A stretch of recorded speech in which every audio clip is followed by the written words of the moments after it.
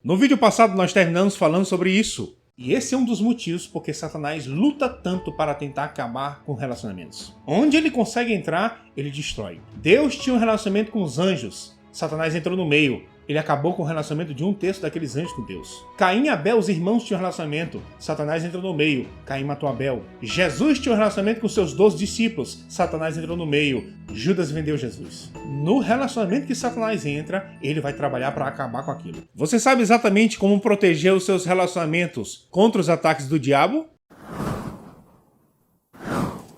Olá, queridos, graça e paz, seja bem-vindo ao Ponto de Equilíbrio. Eu sou Léo Murata e nesse vídeo eu quero falar com você sobre a principal porta que Satanás usa para entrar nos relacionamentos interpessoais, as obras da carne. Em Provérbios capítulo 6, a partir do versículo 16, Salomão narra as 6 coisas que Deus se aborrece e a 7ª ele abomina.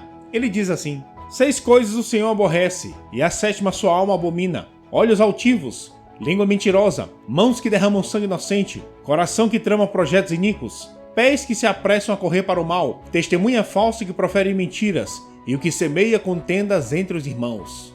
Muitas pessoas acreditam que aquilo que Deus abomina está ligado a álcool, cigarro, drogas, sexo, mas a Bíblia diz que o que Deus abomina é o que semeia contendas entre os irmãos. Em Gálatas capítulo 5, a partir do versículo 19, Paulo lista as obras da carne. Ele diz assim: ora, as obras da carne são conhecidas, e são prostituição, impureza, lascívia, idolatria, feitiçarias, inimizades, porfias, ciúmes, iras, discórdias, dissensões, facções, invejas, bebedices, glutonarias e coisas semelhantes a estas. Ele cita nominalmente 15 obras da carne. 15. Das 15 que ele cita nominalmente, 8 dessas obras da carne são pecados na área de relacionamentos interpessoais. São elas: inimizades, porfias, ciúmes, iras, discórdias, dissensões, facções e invejas. Das 15 que ele cita, 8 são pecados na área de relacionamentos interpessoais. Mais da metade das obras da carne listadas são problemas na área de relacionamentos. De todas as igrejas que o apóstolo Paulo fundou, a igreja de Corinto é disparada a igreja que mais deu trabalho para o apóstolo Paulo. E eu quero te mostrar qual é o principal problema que existe dentro da igreja de Corinto. Na primeira carta que Paulo escreve para esta igreja, já no capítulo 1, no versículo 10 é dito assim: rogo-vos, irmãos, pelo nome de nosso Senhor Jesus Cristo, que faleis todos a mesma coisa e que não haja entre vós divisões. Antes sejais inteiramente unidos na mesma disposição mental e no mesmo parecer. Pois a vosso respeito, meus irmãos, fui informado pelos da casa de Cloe de que há contendas entre vós. Olha como ele começa: rogo-vos, irmãos, pelo nome de nosso Senhor Jesus Cristo.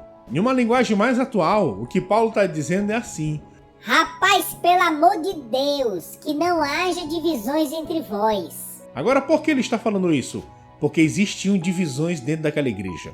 Por isso que no versículo 11 ele diz: eu fui informado pelos da casa de Cloe que há contendas entre vós. O que são divisões e contendas? São problemas na área de relacionamentos interpessoais. No capítulo 3 de 1 Coríntios, no versículo 1, ele diz assim: eu, porém, irmãos, não vos pude falar como a espirituais, e sim como a carnais, como a crianças em Cristo. Leite vos dê a beber, não vos dê alimento sólido, porque ainda não podeis suportá-lo, nem ainda agora podeis, porque ainda sois carnais. Porquanto, havendo entre vós ciúmes e contendas, não é assim que sois carnais e andais segundo o homem? Qual era o problema daquela igreja? Tá aqui: criancice, meninice. Paulo disse: quando eu estive no meio de vós, eu queria dar alimento sólido, mas eu não pude porque vocês eram crianças. E ainda são. Agora ele vai provar porque eles ainda são crianças. Ele diz: havendo entre vós ciúmes e contendas, não é assim que sois carnais? O que são ciúmes e contendas? Obras da carne na área de relacionamentos interpessoais.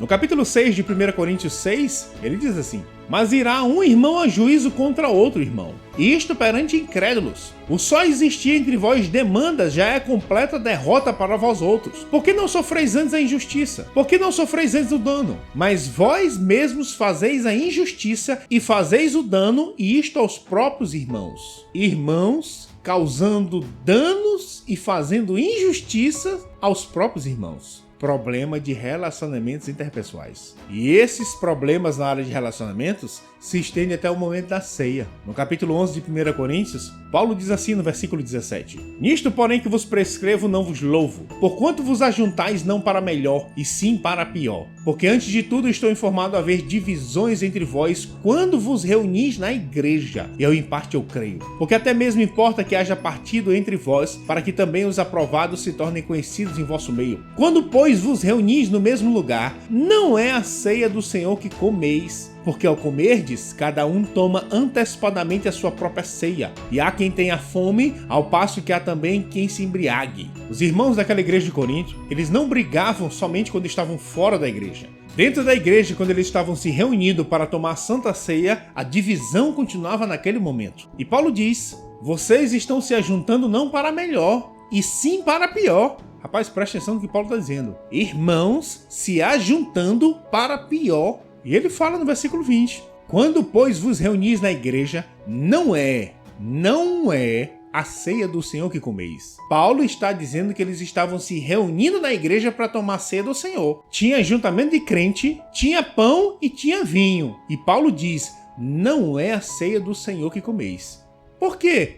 Porque tem divisão. Vou te falar novamente. Eles se ajuntavam na igreja, tinha pão e tinha vinho. E Paulo diz: isso aí não é a ceia do Senhor, porque tem divisão. Pecados na área de relacionamentos interpessoais. Esse era o grande problema que existia dentro da igreja de Corinto. E é por isso que todos nós precisamos aprender a vencer as obras da carne na área de relacionamentos. E como nós vamos vencer as obras da carne? Andando no fruto do Espírito. Gálatas 5,16, Paulo diz: digo, porém, isto: andai no Espírito, e jamais satisfareis a concupiscência da carne. Essa é a única forma de você vencer qualquer tipo de obra da carne, andando no fruto do Espírito. 2 Timóteo é a última carta que Paulo escreve, e nessa carta ele conta coisas que ele não tinha contado em outros lugares. No capítulo 1, no versículo 15, ele diz assim: estais cientes de que todos os da Ásia me abandonaram. Dentre eles cito Fígelo e Hermógenes. Já no capítulo 4 dessa mesma carta, no versículo 16, ele diz assim: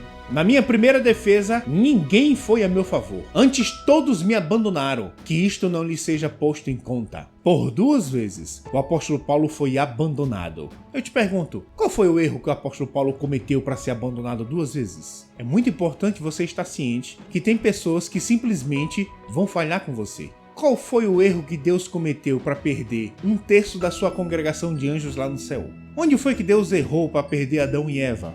Onde foi que Jesus falhou para Pedro ter negado ele e Judas o ter vendido? Tem pessoas que simplesmente vão falhar com você. Agora, qual foi a resposta de Paulo para essas pessoas que abandonaram ele? Que isto não lhe seja posto em conta. Qual foi a resposta de Estevão quando ele estava sendo apedrejado? Não lhes impute este pecado. Qual foi a resposta de Jesus quando ele estava pendurado naquela cruz? Perdoa-lhes porque eles não sabem o que fazem.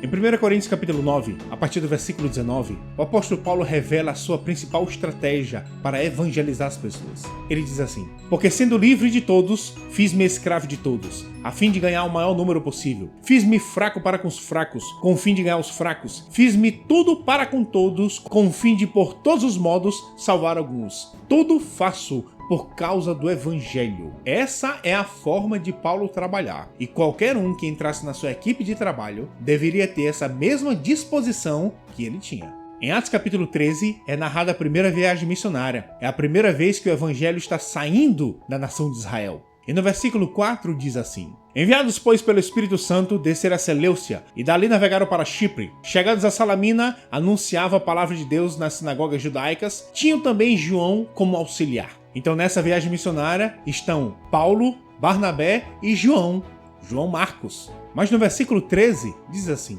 e navegando de Pafos, Paulo e seus companheiros dirigiram-se a Perge da Panfilha. João, porém, apartando-se deles, voltou para Jerusalém. No meio da viagem missionária, João, ele abandonou Paulo e Barnabé e voltou para Jerusalém. Por que ele fez isso? A Bíblia não diz. A Bíblia só diz o que foi que ele fez. abandonou Paulo e Barnabé no meio da viagem missionária. No capítulo 15, Paulo e Barnabé têm a ideia de voltar nas mesmas cidades que eles tinham ido na primeira viagem, para ver como os irmãos estão passando. E no versículo 36 diz assim: Alguns dias depois disse Paulo a Barnabé: Voltemos agora para visitar os irmãos por todas as cidades nas quais anunciamos a palavra do Senhor, para ver como passam. E Barnabé queria levar também João, chamado Marcos. Mas Paulo não achava justo levar aquele que se afastara desde a Panfilha, não os acompanhando no trabalho. Houve entre eles tal desavença que viera a separar-se. Então Barnabé, levando consigo a Marcos, navegou para Chipre. Mas Paulo, tendo escolhido a Silas, partiu, encomendado pelos irmãos, à graça do Senhor. Paulo e Barnabé querem passar nas cidades onde eles tinham aberto obras na primeira viagem missionária. E Barnabé quer levar João